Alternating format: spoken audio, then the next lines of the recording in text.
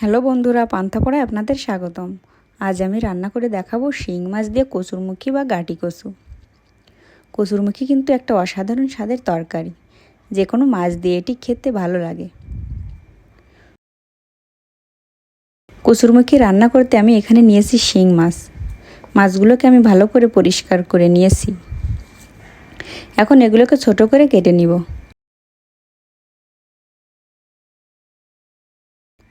মাছগুলোকে লবণ হলুদ মাখিয়ে রেখে দিব।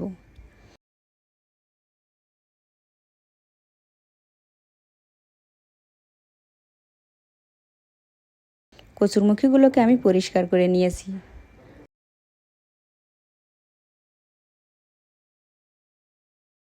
আর যে উপকরণ লাগবে: কাঁচামরিচ বাটা, পেঁয়াজ বাটা আর আদা রসুন বাটা।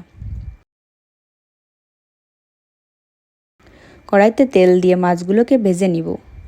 কড়াইতে তেলের উপর আমি 1 চিমটি হলুদ দিয়েছি, তাহলে তেলটা ছুটে গায়ে আসবে না। শিং মাছ ভাজতে গেলে তেল ছুটে আসে, সেটা আর আসবে না।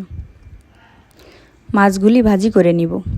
এক পাশ ভাজি হয়ে গেছে, এবার আর এক পাশ ভাজি করব।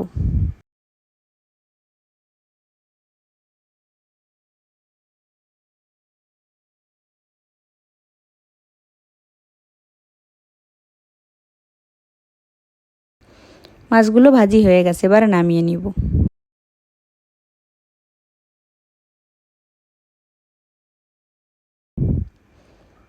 আদা রসুন ও পেঁয়াজ বাটা দিয়ে দিব। লবণ হলুদ দিয়ে মশলাটা কষিয়ে নিব।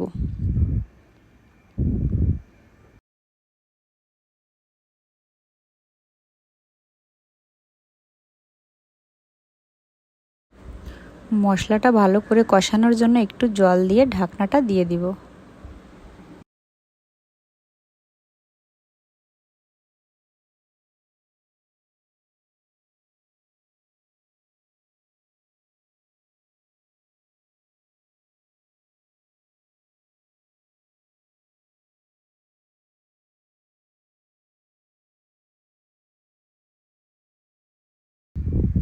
মশলাটা কষানো হয়ে গেছে, এবার কচুরমুখীগুলো দিয়ে দিব।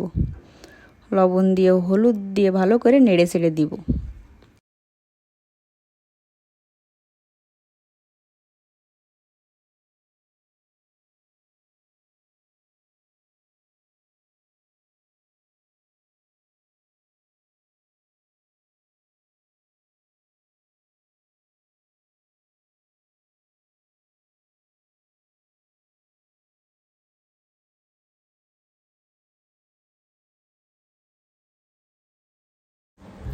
কচুরমুখী একটু বেশি সময় ধরে কষাতে হবে।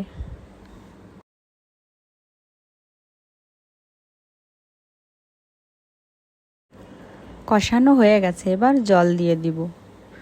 কচুরমুখীতে একটু বেশি জল দিতে হয়। বেটে রাখা কাঁচামরিচ দিয়ে দিব।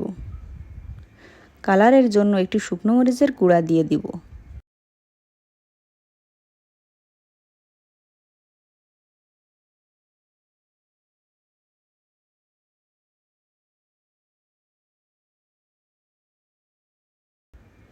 এবার ঢাকনাটা দিয়ে ঢেকে দিব। 5 মিনিট পর ঢাকনাটা উঠিয়ে নেড়ে চেড়ে ভেজে রাখা মাছগুলো দিয়ে দিব।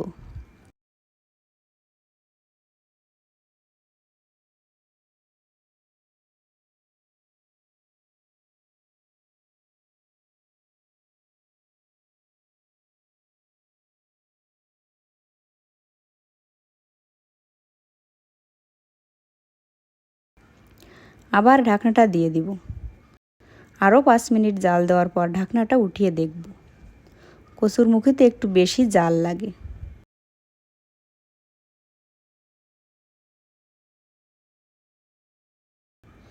কচুরমুখী কেমন সেদ্ধ হয়েছে দেখব। খুব ভালো সেদ্ধ হয়েছে। আমি কিন্তু আর ঝোল শুকাবো না, আপনারা আপনাদের প্রয়োজন মতো ঝোল রাখতে পারেন। কচুরমুখীতে একটু বেশি ঝোল রাখতে হয়। রান্নাটা হয়ে গেছে, এবার জিরার গুঁড়া দিয়ে নামিয়ে নিব। এই তো দেখুন, আমার রান্নাটা হয়ে গেছে। যারা যারা কচুরমুখী খেতে পছন্দ করেন তারা অবশ্যই ট্রাই করবেন, আর আমার চ্যানেলটি সাবস্ক্রাইব করবেন। ধন্যবাদ।